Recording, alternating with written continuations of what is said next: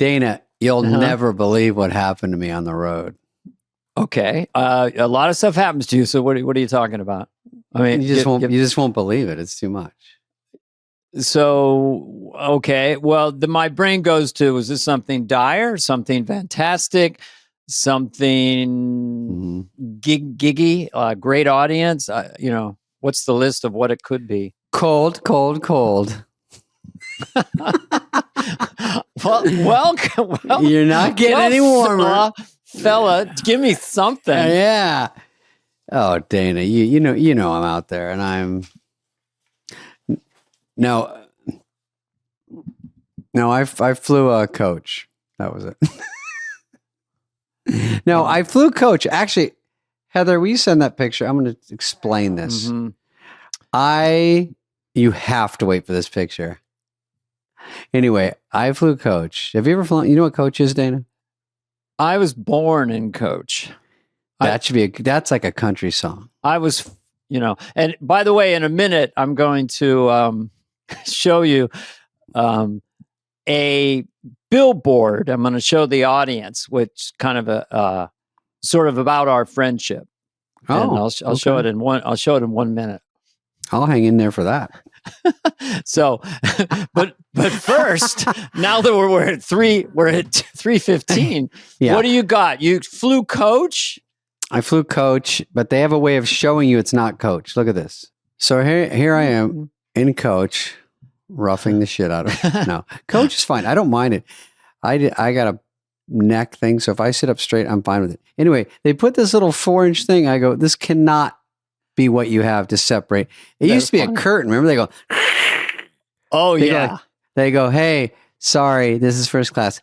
And they go, don't try. You're not coming up here, are you? I know. And every once in a while you're up there and someone wanders through the curtain and it's like a maitre d'. No, you must not be here. Oh, no. And they have a baby and they're trying to use the first class bathroom. I go, let him in. And they're like, no. I know someone that says, I always fly coach. I walk up to first to take a dump. I'm like, no, you cannot.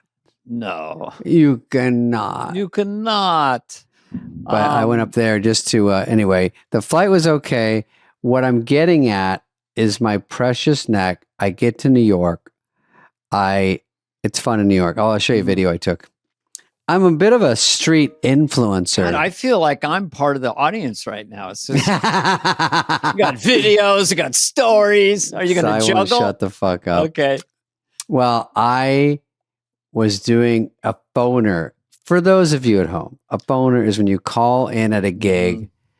You usually have to do it for most gigs just to make the city aware you're there before you. So I said, I'll do a phoner for Jacksonville. It was sort of a fundraiser. It was a gala for the Jacksonville Hall of Fame. Okay. They had Jim Furyk. That's a golfer, and they had some people there. Oh yeah, super fun little show. So I'm doing this phoner to the local zoo crew of Jacksonville, and then I have these stupid things on, and I hate their guts. These things that stick in your ears. Yeah. And with my precious, I wake up neck trouble already. Boop. But I don't have a show that night. I just have this phoner. I'm going to go do a set at the stand later in New York. So this story is fucking riveting. It's riveting, right? Yes. So far. Don't go anywhere. No one at home. Pull over. Skip work. So I have, if you can't watch me, I have headset in on the phone. It quietly, there's a drawer in my desk. I'm sitting there. It's hooking under the drawer like this. You know what's coming. My neck hurts so bad in my middle of my hysterical interview. I get up to walk somewhere else, yanks on the drawer, yanks me down, snaps me. Oh, I fall. I land on the ground. I've fallen. And I'm pretty sure I can't get up. And these are popped out. My neck, C4 through 12 is like, and now I'm on the ground like this. And I hear, it's a zoo crew. He's still there. And I'm like this. Flatlining. It's fucking horrible. Passed out. Yeah, and I'm like this. And they hear me like this. Oh, just noises. And then I go, then I get my bearings. And I'm like this, plug in, phone, stand up. And I'm like, hello. And they're like, David will be at the Jacksonville Igloo tonight. They're still talking. And I'm like, so. This is Tommy and the Bull in here with Joe Dirt himself, David Spade. Yeah. Hey, partner, you blacked out for a second. You all right there? You need a little. I like that. Yeah, and I'm literally full concussion, just like neck snap. Now my headache's worse, and I'm like, and anyway, that was pretty much the long and short of it. But I didn't like it. And then I got home and I got my PT, Dr. Jenna, who ripped me apart yesterday. My neck. I'm like, I have to work tomorrow, which is this, whatever we do. I have to work tomorrow. She's like, what, your stupid podcast? I'm like, oh, what did you say? I know. Well, I had similar problems. Like the remote wasn't working. I was trying to watch a show. And I was like, ow, ow, ow. And it wasn't working at all. So then I shook it. Maybe the battery. I opened up the thing to see if the batteries needed battery. Jesus Christ, is there a walrus and I put in 2 new batteries. Yeah. And I was watching the show and I was in a rocker and I went. Yeah. Did you get hurt? I'm still in the act out. That's rocking. Going backward. Hello, darkness, my old rocker. Yeah. And then I grabbed the headphones and I reeled myself in. Like this? Well, I'm just inspired by your sound. Jurassic Park. I'm inspired that your whole life has this soundtrack. I know. It just helps the story so funny, move along. Though. I mean, it's funny random sound effects like, hey, how are you? I'll tell you one more thing. I went to dinner and you might not get this because you go to I don't go to dinner. You go to fancy restaurants all the time. I make dinner. Go ahead. You eat Dinty Moore beef stew out of your doomsday shelter. Well, there is a bit of doomsday shelterness around my environment. Dude, there's a story we're going to get to that involves you. I'm going to bring you up. Okay, and I still have this. So the quick story is the waiter's like this. So I get to the nice dinner. I go to take a bite, and the waiter goes, is everything tasting deliciously over here? And then I got to go, oh, yep, so far. And then they come back 3 seconds later. They say something funny. She goes, oh, yeah. See, I think is everything scrumptious after the first bite? They have new ways of positioning it. I haven't heard that one. Yeah. That's a little pushy. It's a little pushy. 3 bites of a tuna tartare later. He's like, that's one of our favorite things here. Are your taste buds jizzing all over your mouth yet? And I go, that one feels like. That seems a bit too I haven't far. heard that one. I know. Have you ever had this one? Like they're like, oh, open up your mouth. Here comes Mr. Caboose. And they have a spoon and they start spoon feeding you Napoleon ice cream. Yeah. And then what happened? I go like this. He goes, you're almost there. And then he pulls his wiener out. Dana, I have to say wiener because someone made a pie chart of our podcast and it says the chunk where David says wiener and it's like 44% of the pie chart. You get a wiener and I'm surprised it's that low.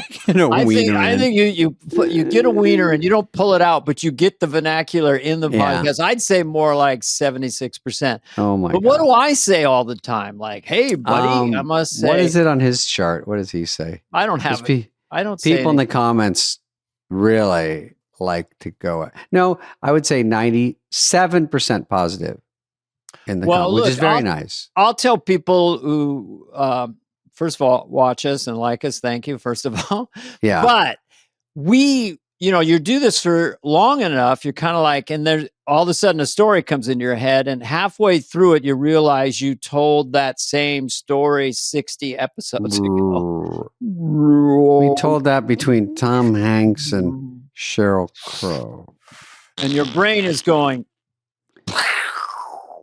just say it anywhere. This was doing fireworks. Oh yeah, let me see if I can get it. Half hour ago. What the freak? Wait, we get our screen to make fireworks. It doesn't. But we did it by accident, and then I did it. Damn it! Life is disappointing sometimes, but we'll get. to it. The last thing I'll tell you, this relates to you, but it's really about me. Is good.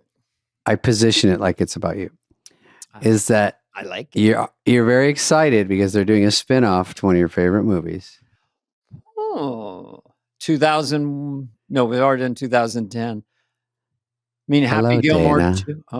Oh. No, not Hal. Not Hal. No. That's my friend Tony Hopkins, right? Nope. It's this. Well, I'm going to have to fight you, Bruce Lee. However you do that. Oh, okay. Impression. They're doing like the character of Brad Pitt, Cliff Booth, I think. Yep. Yeah. Well, that's a good plan. Yeah. I like it. Mm-hmm. Yeah. Beats up Bruce Lee. Remember that? Oh, I Once remember upon a time in Hollywood. You're kind of pretty for a stunt man. So here's they have a picture. He's shooting it right now. Oh, that's him. So retro. They got a retro wig on him on this one. Yeah. Is he playing me? That's not you, and that's not Heather. They're doing Joe Dirt 2 starring Brad Pitt. That's funny. Obscene. He's kind of got sideburns too. Look, I guess in the show they're trying to de-age him back to in the show it was the 60s, so I don't really understand. Well, did he have this look in the movie? No, he didn't have long hair. Not longish hair like this. Can we show a picture of him? It looks like Isa Gonzalez with him, but it probably isn't. That might be early 70s. People like my dad hated the goddamn long hairs, and he would shave our head. These goddamn long hairs. And then by 75, he had hair over his ears.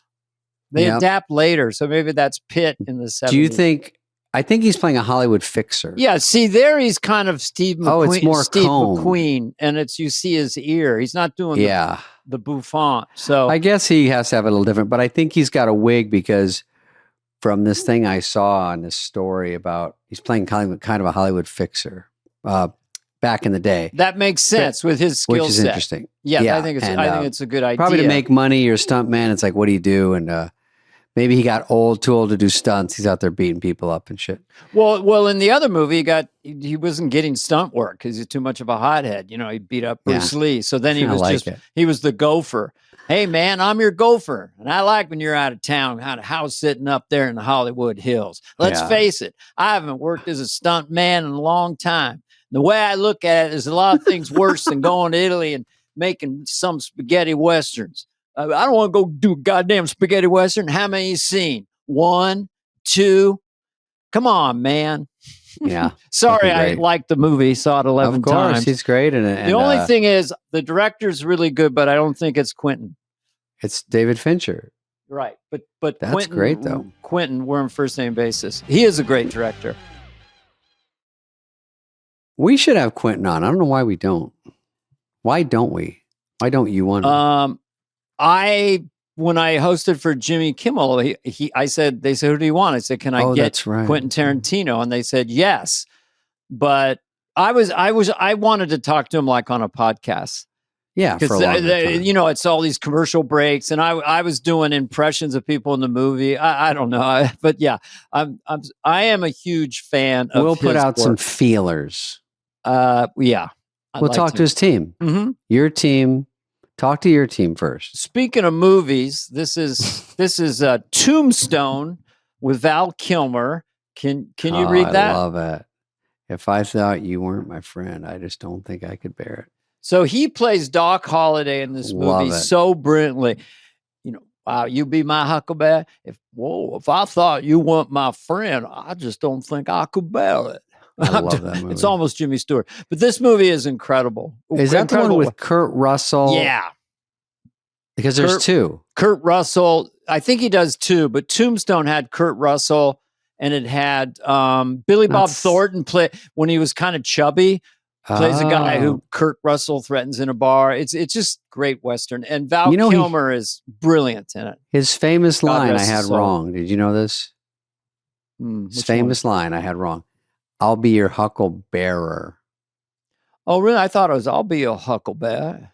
Huckleberry, I thought. Wow. If I thought we weren't friends, I don't think I could bet. I haven't seen the movie lately. My impression's a little wobbly. Well, I used to say I'll be your huckleberry because he says it to a guy in kind of a flirty, like crazy person. Well, they're going to go to a gunfight and try to kill each other, and it's all kind of feminine and like a high school dance. I'll be your huckleberry.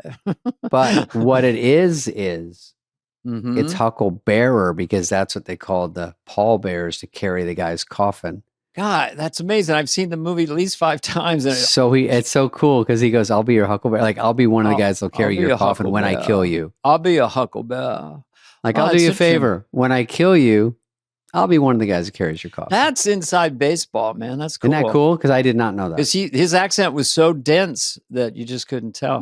He looked like a stud. Cool. But really good. And I'm looking forward to that Cliff Booth one. That a quick Hollywood story, kind of fun. So I'm doing a movie with Nicolas Cage and John Lovitz, Trapped in Paradise. It's a holiday treat. No, it was. But anyway, this movie Tombstone is out at that time, and Kurt Russell is threatening Billy Bob Thornton, like I just mentioned the bar scene, and he says, and Kurt Russell goes, instead of saying you're going to draw a gun on me, you're going to throw down, boy. You're going to throw down. So that became a big running phrase between me and Nicolas Cage. If he thought I did good in the scene, he goes, "Oh, you threw down, man." that was that. I like it. And when does that come out?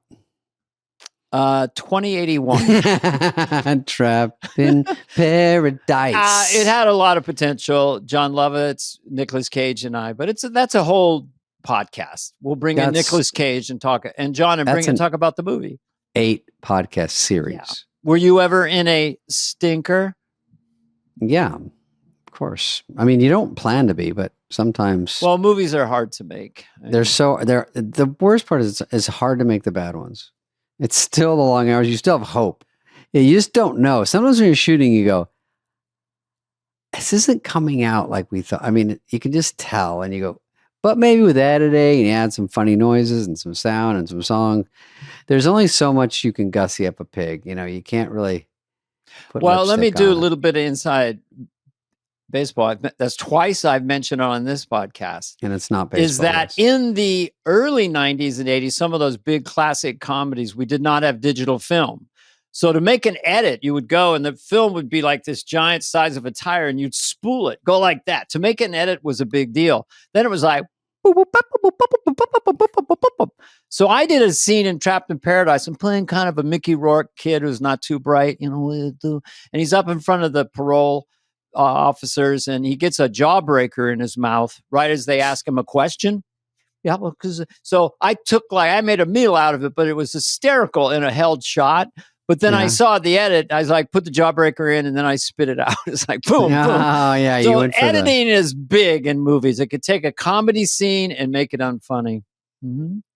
Let me see. A movie that I did that thought it was okay, but ended up doing great. Well, there's movies like PCU where we shot that. You might not remember this one, but it was Politically Correct University. I remember. How do you remember it? Yeah, I don't know if I saw it, but I remember the title. I think about it a lot now, and it comes up like on Twitter because PCU in this day and age is almost the same movie.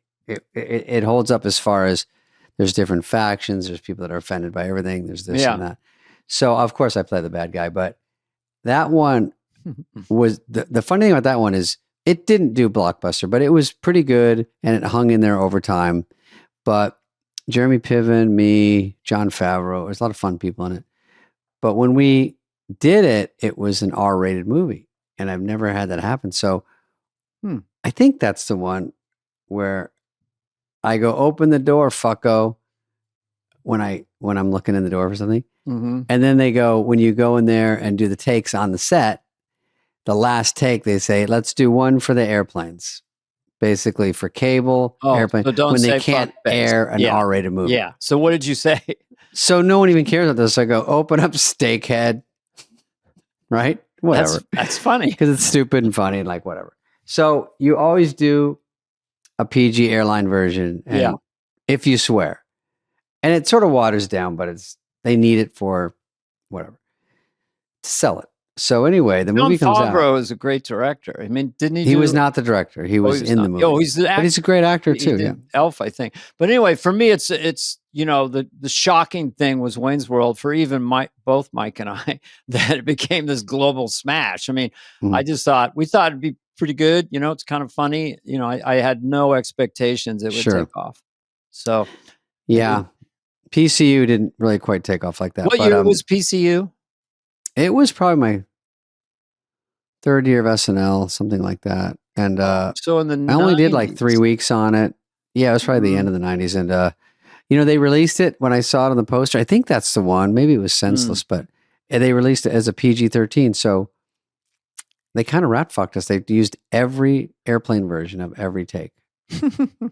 And so I'm like, you don't even try on those takes. Yeah, so it's okay. But when you go from an R-rated movie to really watering, you go, oh, this is a different feel. Because we had Animal House. We had those movies we're trying to be like.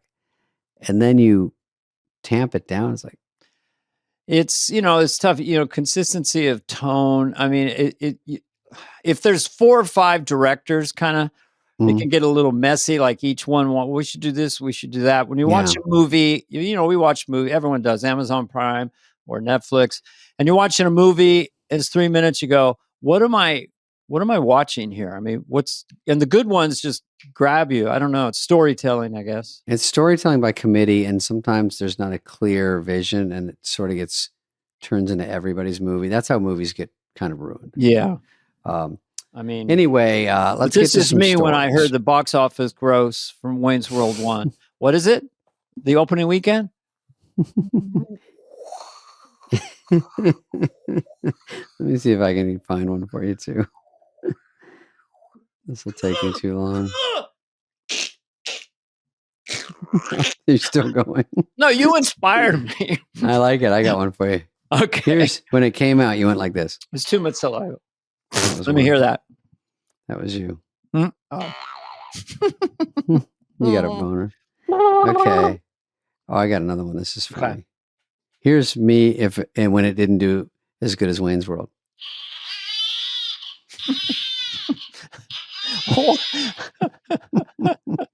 Here's oh wait, I already did that one.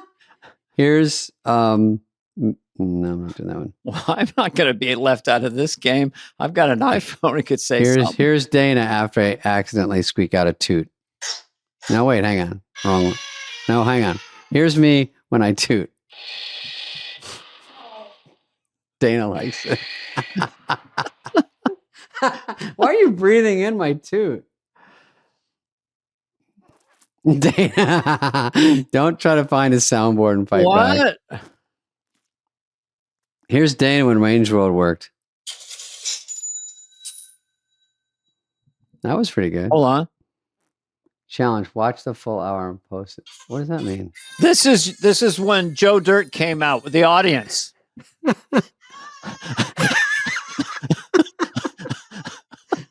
That's everyone brought their baby. That's after Joe Dirt. The audience just ran out.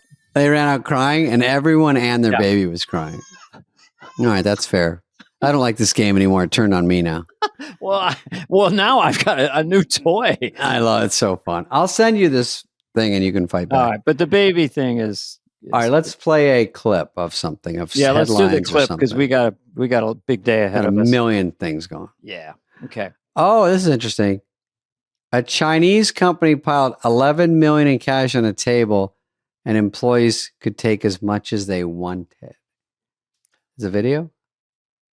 See that cash? Well, that's going to create violence.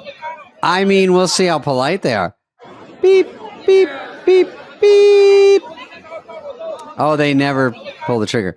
Okay, so I'd like to have I'd like to be more toward the front. If not the front you think there's more money in the front? Because I'm grubby. No, I'm saying in the front row so I can grab. But how much would you take? Well, it depends. I mean, we're not going to see the melee that's going to happen. Are they going to? Is there a number system? I wanted them to show. They don't show it, I guess. But well, then you what would I take? If it's free? Don't say 11 million. Do not. No, I would take as much as I could. Now, what would I take? And if I counted it and it wasn't what I hoped it was, I would just be. Oh my God. He does it again. Sorry, but a quick one. Okay. Oh, there's footage of them taking it? Let's go back to All that. right, we need to see the footage to have an opinion. I don't know if it's right there. Let's try it. The comment says I like the US would give everyone a slice of pizza and a 15-cent raise. Show these guys fight. Why? In the comments, it says that they all grabbed and put it. Oh, I would think I think in Japan, they're so disciplined that people would be embarrassed to take more than a little. There is a culture in Japan. Japan. Yeah. So that was Japan. Yeah. No, that There was is- China. So I Oh, don't know. you That is switched. no. I think Japanese are sort of very like honorable. Like I'd be embarrassed to take too much. Yes. Right? Yeah. Maybe Chinese That's are my like that. impression. I have not been to Tokyo. I have not full been there in so this- long. in so long, but I knew someone who lived there, and yeah, it's very, very polite until it's not polite. Oh, because that one, if that was at like the Mall of America, that would be a melee. How? Yeah. Just picture that. You just go to your work. What do you guys think you deserve? Everyone's like,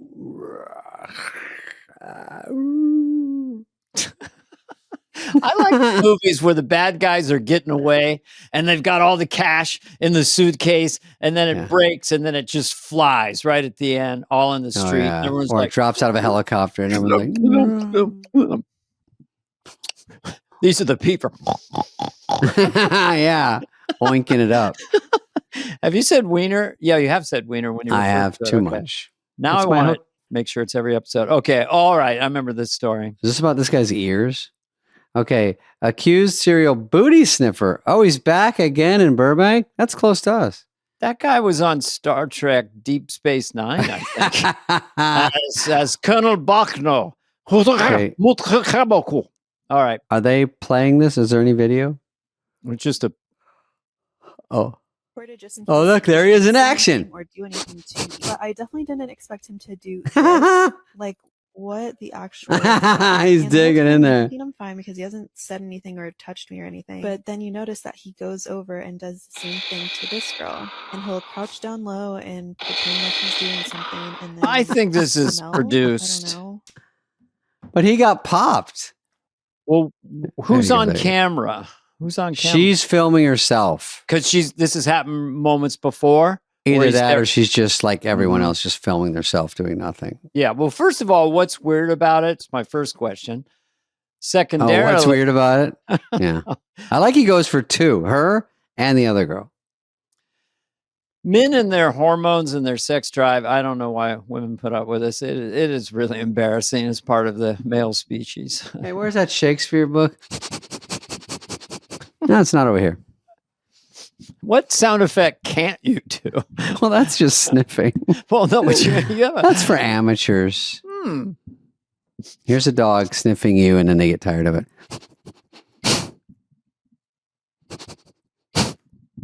Here's a cat looking at a picture of you, and then decides to eat the photo, and then is really happy and full and goes. There you go. And then they throw up a fur ball. I give you cues. You're directing me now into, but I have that character sound effecty that I do in my stand up sometimes. That's you the first 40 minutes of your stand-up now.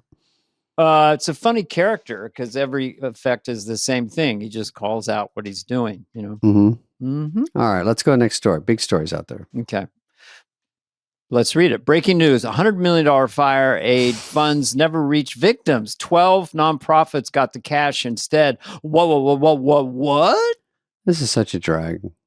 They do this big benefit for fire aid, you know, Yeah, because of it's all the evil. fires in Altadena, Palisades. Really? Is this real? They stole This the is- money from Well, they didn't fire steal victims? it. They gave it to NGOs, which I don't even know what they are. And non-governmental organization. yeah. Some, So they some, give them to those saying, it says on the fire aid, this goes directly to the victims. But they give it to all these and say, you guys give it or do what you feel. And some of those were sketch. you can So- go online and look at any charity you want to give money to, and you can find out what they take in and what actually reaches the people you're trying to help. And sometimes the expenses, the differential is enormous. So Yeah, sometimes 7% gets to the people, and that's when you go. that's when you go. because they have all this overhead and stuff, and Yeah. it's too bad around here because no one's getting. I don't think anyone's gotten anything yet.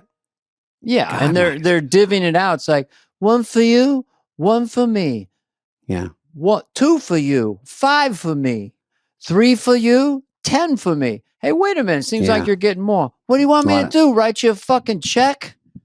Yeah. just 11 hand it for all me, over. 6 for you. We'll monitor that story, Dana. We'll get That's back the to you. cool thing about that. We're turning into action news. Yeah, we're basically. action news. Spade Carvey action news. Oh, wait. Dog moves dog moves a security camera so he can eat food off the table. If this is real, it's too smart. Dog sees food. Oh, I like this music. He looks at the 2001. camera. He moves it over. You can turn the music down a little bit. So the cat sees that he's getting away with it. This fucking cat is unreal. Cat comes up. Well, this can't be real. So the cat is fixing the camera so the dog will get in trouble. Yeah, it's a funny bit, but it's not true. But it is a very funny bit. That's funny. Heather, can cats do that? I'm gonna look at my cat cam right now. Oh, she's looking at her cat cam. That just reminded me. She's taking care of a cat. She's going to check on it. Could be. Cats are very smart. Cats are very smart. They're very and they smart, don't but they don't I always never- do these tricks, but I heard they don't like dogs.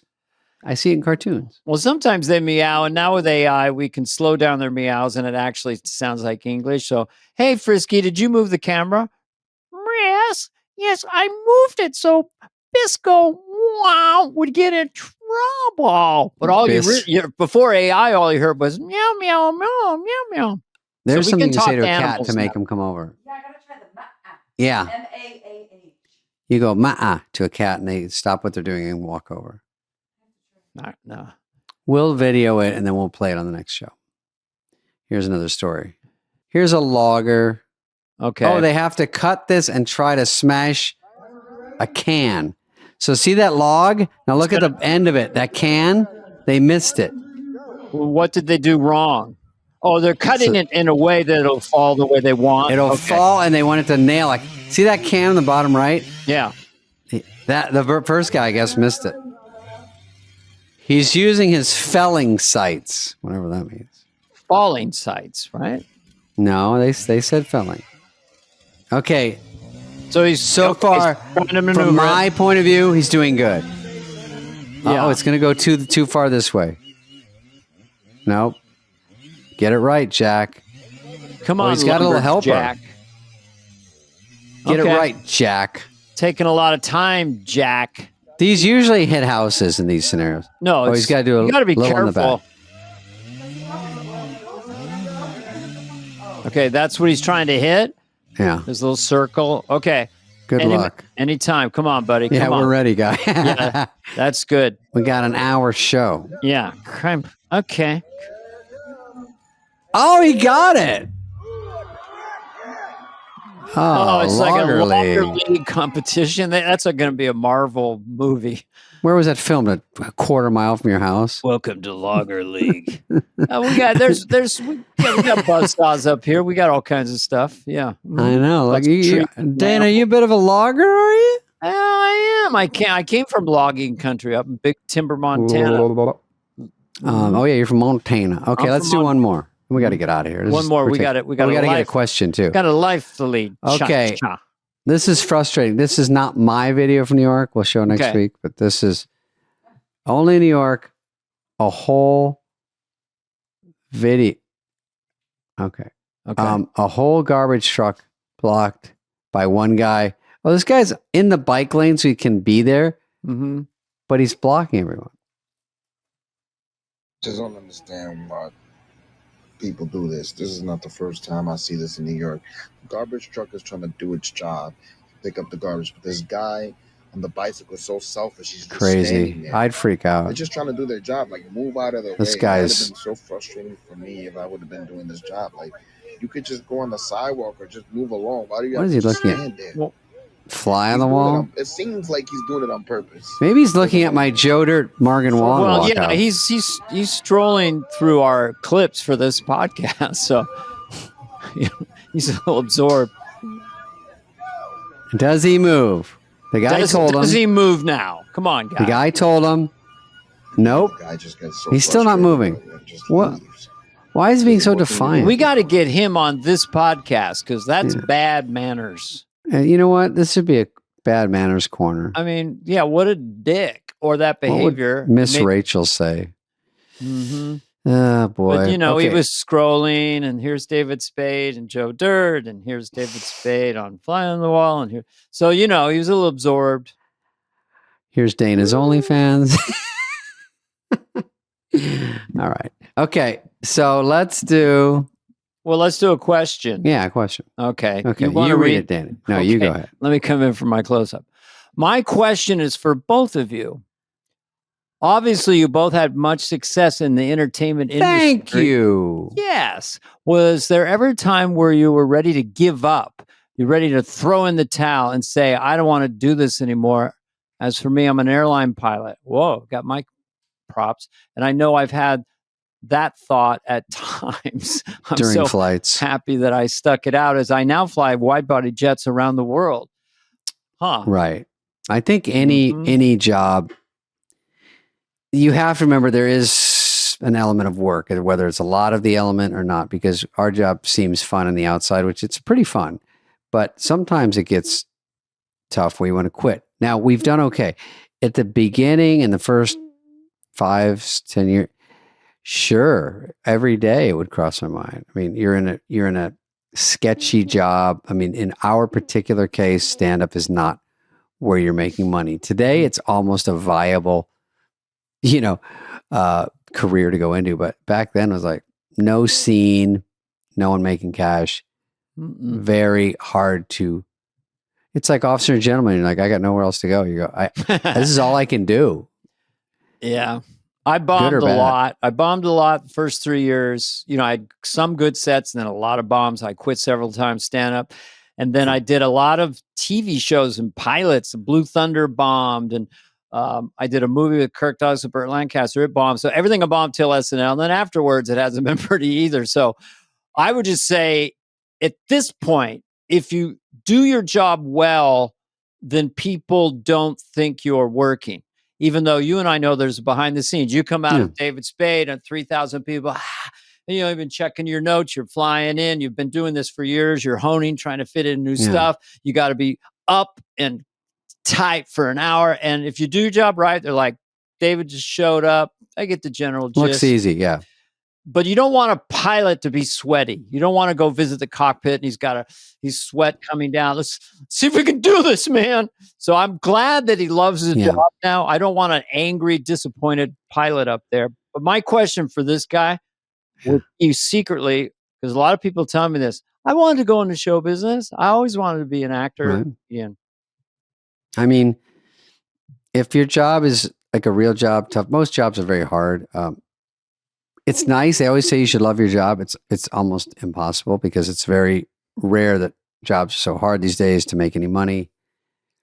You're going to love it, but if you can just get through it, because it is tough out there. I think obviously we're not in a chain gang, but a lot of the emotional violence goes on in your head. So if you're in a movie and it sucks, and the whole world's saying you suck, it's mentally, I call it an emotionally violent sport. And then there's also incredibly great things about it, because sometimes you're going, I get paid to do this? What?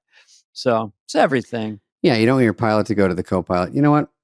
I was thinking about calling it quits. So you don't want that from your pilot. But this guy seems like he got straightened out. But jobs in general, I don't know if he means showbiz, but jobs in general it's tough every day, of course. I have a very talented brother, and he was a musician, but decided the lifestyle wasn't for him. And he declared that he wanted a brain dead shitbox job. So it's like the Peter principle, they call it. He wanted a job that was really easy for him, and then he would have his weekends. So there are, there's the money, and then there's also how you fit it into your brain and your lifestyle. When I see someone on a lawn boy mowing their lawn, a gardener, and then they finish the lawn and it's truly finished, I like envy that. The metric of the clarity of that. But with show business, I'll just say, it's always kind of there. It's weird. I don't know how to describe it. Yeah, But you go months, then you do something, and then you don't do anything. It's just very odd. yeah, you're getting calls and you're Plays with your hot, emotion. then you're cold, then you're cold, then you're Yeah. hot. And you were, I mean, just to be honest, man, you were cold for a long time. I mean, I Good thought about 20-year chunk. but you've been hot the last 15, man. I don't like, I would never go to Disneyland with you. I would never go to. Thank you. Mobbed. Well, I hope that answers some of the question, and you can put your questions in. What is the question thing, Dana? You got to email it in. Fly on the wall at odyssey.com. It is? Yeah, fly on the wall at Odyssey, which is spelled AUDACY.com. Yeah. And so send us that. We'll read a yeah, question. keep the questions kind of short, but kind of snug. We're narcissists by nature, so it gives us a chance to discuss our life and our feelings. Yeah. So we we'll really bloviate. We really appreciate it. But to that pilot, you may have driven me in the sky and didn't even know it, but hopefully I gave you a couple laughs. But some pilots drive me crazy. There you go. Good wrap up. You guys, thank you. Dana, thanks for coming on. And thank you for coming on, and welcome to, and thank you for watching another edition of Can You Say Wiener?